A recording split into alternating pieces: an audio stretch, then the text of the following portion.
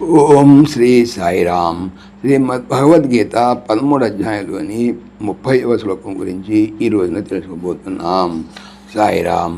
భగవానుడు గత శ్లోకములో ఇలా అన్నారు: సమస్త ప్రాణులందును లెస్సగా వెలుగుచున్నట్టి పరమాత్మను సమముగా వ్యాపించున్నట్టు చూచుచు మనుజుడు తన ఆత్మను తాను హింసించుకొనడు, కావున సర్వోత్తమ గతిని పొందుతున్నాడు, అనగా మోక్షము పొందుతున్నాడన్నారు. ఇక ఈరోజు చెప్పుకునేటువంటి 30వ శ్లోకంలో ఎలా అంటున్నారు: ప్రకృత్యైవ చ కర్మాణి క్రియమాణాని సర్వశః యః పశ్యతి తదాత్మానం కర్తారం స పశ్యతి.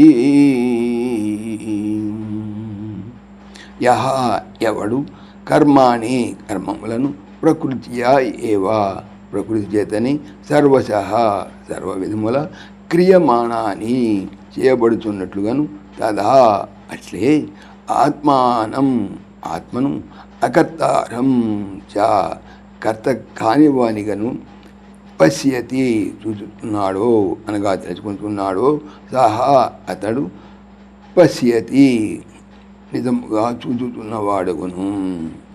ఎవడు కర్మములను ప్రకృతి చేతనే సర్వవిధములా చేయబడుతున్నట్లుగాను అట్లే ఆత్మను కర్త కాని వానిగాను చూస్తున్నాడో అతడే నిజముగా చూచుతున్నవాడుగును. అనగా లోకములో సర్వత్రా సమస్త కర్మములను ప్రకృతియే జరుపుతున్నది. ఆత్మ తటస్థుడుగా సాక్షిభూతుడుగా ఉన్నాడు. వాస్తవముగా అతడు కర్త కానేరడు. అతని సాన్నిధ్య మహిమచే ప్రకృతియే క్రియలన్నిటినీ సర్వవిధములా నెరవేర్చుతున్నది. ఈ సత్యము ఎరుగువాడే వాస్తవ దృష్టి కలవాడు. అతడే నిజముగా చూచువాడు. దక్కిన వారు నేత్రములునను సత్యమును కాంచవాలని అర్థమవుతున్నది. సాయిరామ్. ఓం దేవకీనందనాయ విద్మహే వాసుదేవాయ ధీమహి తన్నః కృష్ణ ప్రచోదయాత్.